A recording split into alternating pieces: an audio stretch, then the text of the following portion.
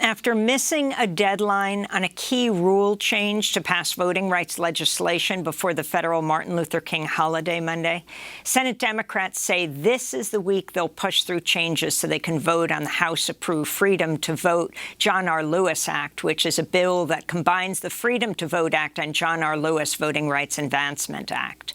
Majority Leader Chuck Schumer has vowed to use a procedural workaround and change the Senate rules to weaken the 60-vote threshold to pass the measure despite opposition from Republicans. But Senators Manchin and Sinema would have to end their objections to a filibuster carve-out, which they indicated last week they would not. A vote on Senate rules could come as early as Wednesday. On Monday, the family of Dr. Martin Luther King marched with thousands of others in Washington, D.C. to demand the Democratic Senators Manchin and Sinema drop their support for the Senate filibuster. This is Martin Luther King III.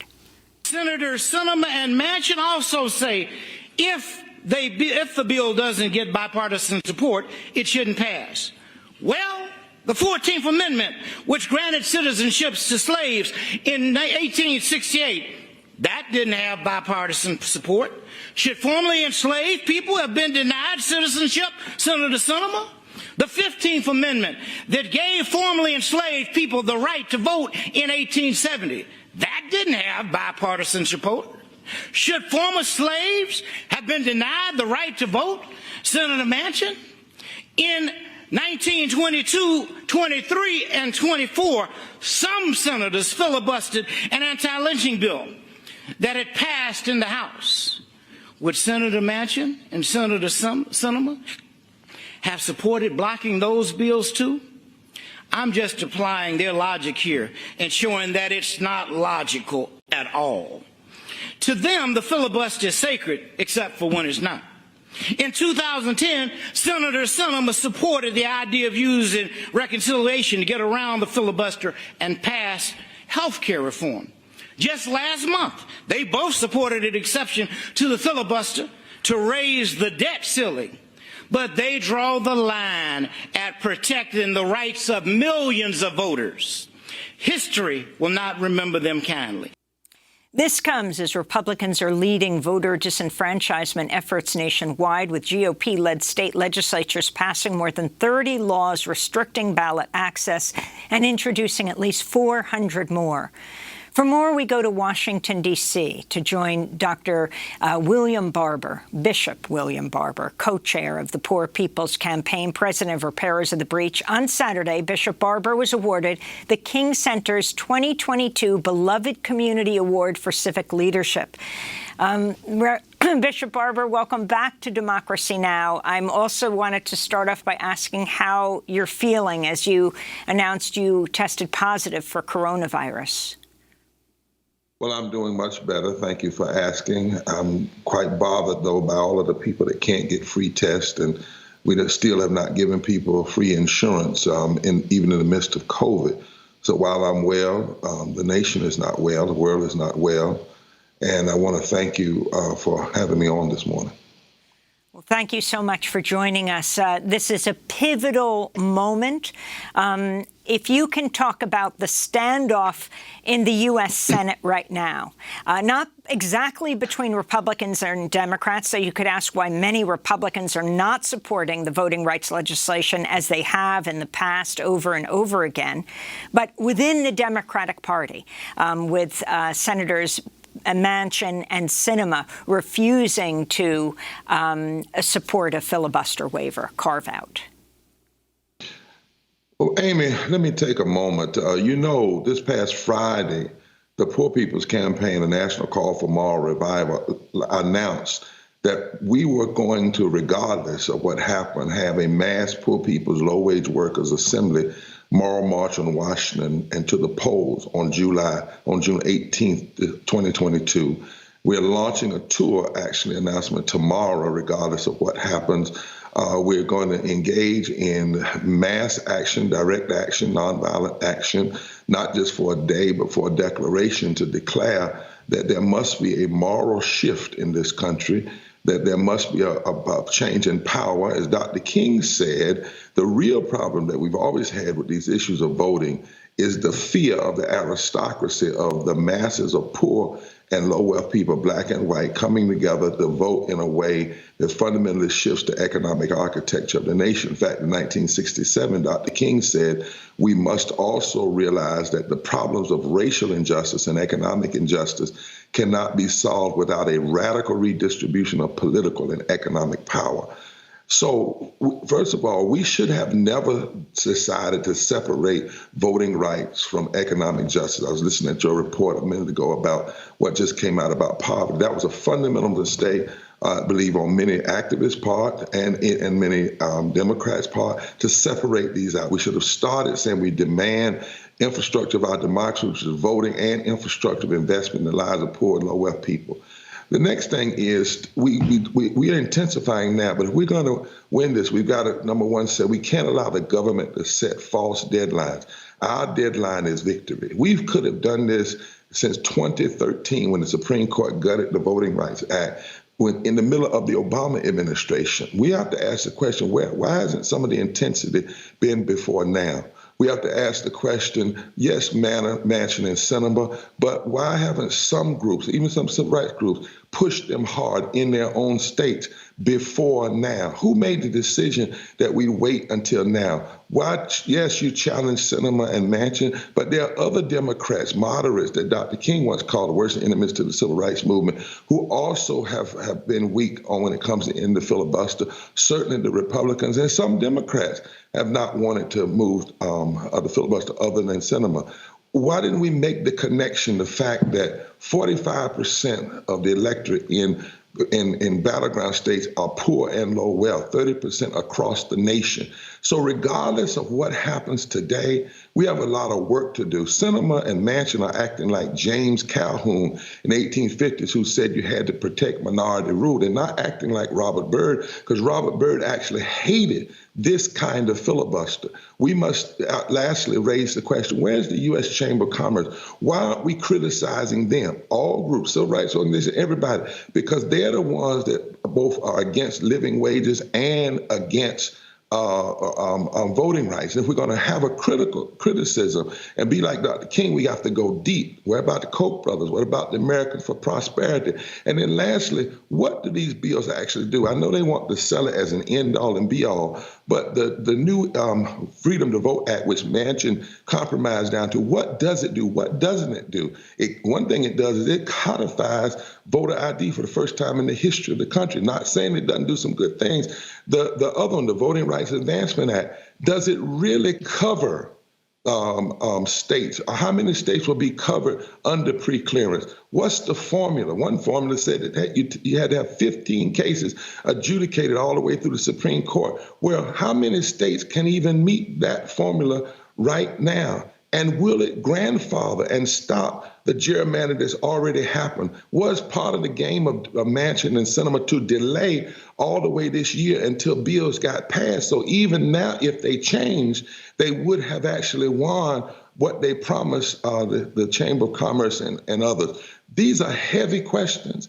And it's great to come out yesterday and others, and we should, but we cannot allow the politicians to do politics by ceremonial day. And lastly, the president, we've been begging the president and his handlers to meet with moral leaders, white and black and brown and Latino and impacted people in the White House. To make this a black issue is dangerous. It's not just a black issue. 55 million people will lose their access to the polls they used in 2020 if we allow what's going on to continue. This is a democracy issue. Dr. King never framed this issue as just a black issue. He always framed it as an economic issue and a race issue, and we should be doing the same.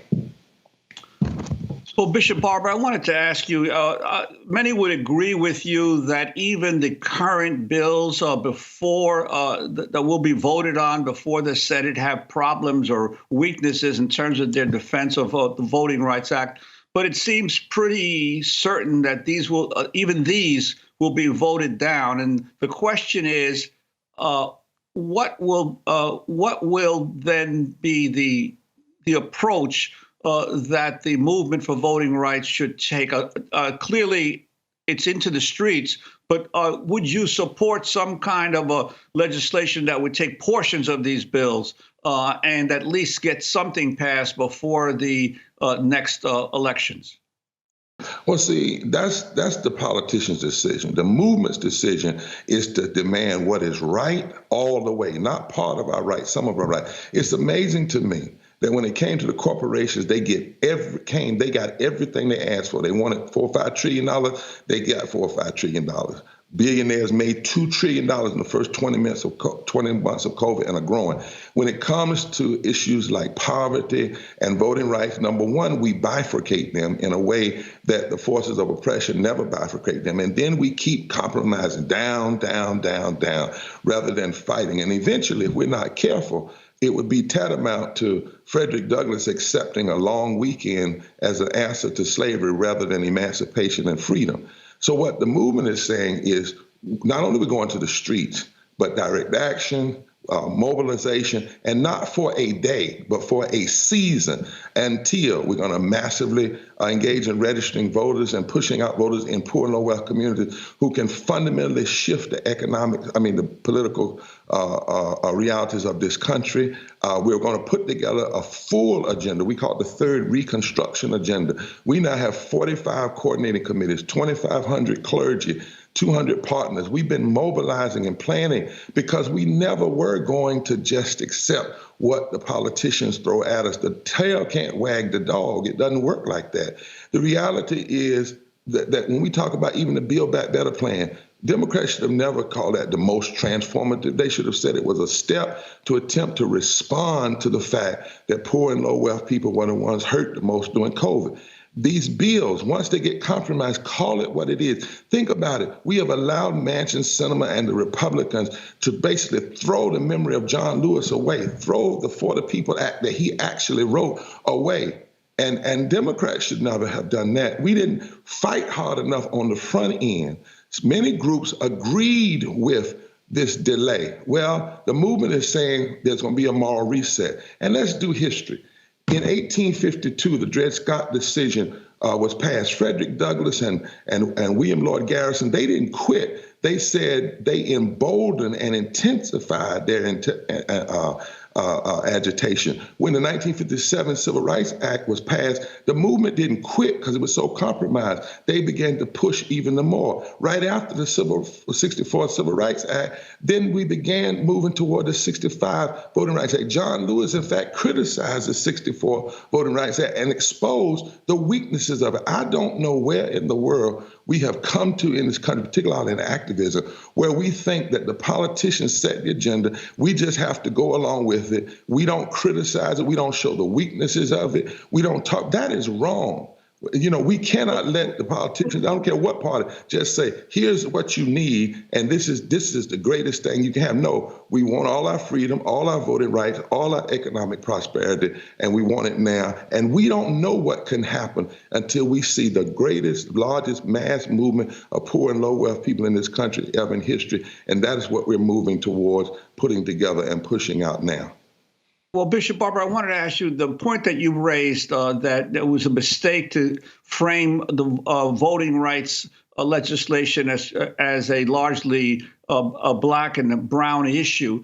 Yet you have millions and millions of white Americans who are not only still rallying behind Donald Trump, but believing his false claims that the last election was stolen. How do you reach out to the masses of white, working class, and poor people who really should have a strategic and interest for their own interest in the passage of voting rights?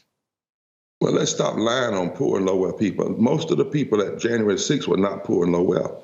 They were middle class and up. The data shows that. The majority of poor and low wealth people, 55%, voted for Biden-Harris. The majority of poor and low wealth people don't vote. And we did a study with Columbia University, and they asked, why didn't they vote? They said, because nobody talks about poverty and the issues that are really facing us and even voter suppression. So the majority of poor and low wealth people have not voted. We did a study that showed in 15 states, if between 1 and 24% of poor and low wealth voters who are already registered were to vote, who haven't been voted, would vote around an agenda for their uplift, it would fundamentally shift the electorate. As you heard me say earlier, poor and low wealth people represent 45% of the electorate in states where the decision for president or senate was less than 3%. Dr. King knew it, that this masses are always out there. I'm tired of folks saying that they're not there. Dr. King said it's the aristocracy that knew they were out there, knew they could be unified, and that's why billions of dollars has been spent to divide us. And every time we get up and we try to frame this as just a black issue, like voting rights is a special interest issue for black people, rather than an attack on the democracy that includes racism, that includes classism, that has impact based on region. And when we don't connect the fact that the same person that are suppressing the vote. Also, Joe Manchin suppressed, for instance, passing the living wage in February, raising it to 15. He should have been called out then. We did. Many others didn't. They should have. That was a racist vote, because when he blocked $15 in the union, not only did he block 31 million Americans from moving out of poverty and low wealth, he blocked 41% of African Americans from moving out of poverty and low wealth. Dr. King never separated these issues. He said triune: poverty, militarism, and racism. Today, we say systemic racism, systemic poverty, ecological devastation, the war economy, and the false moral narrative, religious nationalism, and the denial of health care, which is why we have to have massive public education of what's really going on, because we've been lied to so much. We have to have a unified coalition of black and brown and white and young and old and gay and straight and native and Asian. And it's possible that we do not have a scarcity of resources or a scarcity of ideas. We have a scarcity of moral consciousness. We have to see the religious community come together, and they're ready. I'm telling you, when we made the announcement on Friday, they said, regardless of what happened, we've been building for 3 years underneath, putting things together. It is time for that body of people to come together that the greedy, profit-driven aristocracy fears the most, and that is the masses of poor and low wealth people and moral leaders coming together to reset, and not just for a day. June 22 is not just a day, it's a declaration, not just a moment, it's a movement. It's going to be a season, not a day. We need a season. If it takes a whole year, 2 years of action and conscious changing and in the streets and nonviolent direct action and major public education and movement to the people to the polls, that's what has to happen. And people can't tell me what can happen because they haven't tried that. We've been too bifurcated, too separated. We've allowed politicians to do policies by ceremony and ceremonial days. That is not movement. And we must not allow that to be the end. And so I want to finally quote what Frederick Douglass said when he was asked 1 month after the Dred Scott decision, and he was told the abolition movement was over, nothing they could do. He said, what I do know is that the Supreme Court of man can never overrule the Supreme Court of God. What I do know is that this decision, as monstrous as it is, may just be the necessary link in the chain of events to the downfall of the whole system of slavery, because what I know is every attempt to ally and stop the abolition movement has only served to embolden and intensify its agitation. That's what we must have now, and it must be black and white and brown and Asian and native and young and old and gay and straight and Jewish and Christian and Muslim and people of faith and people not of faith and Appalachia and Delta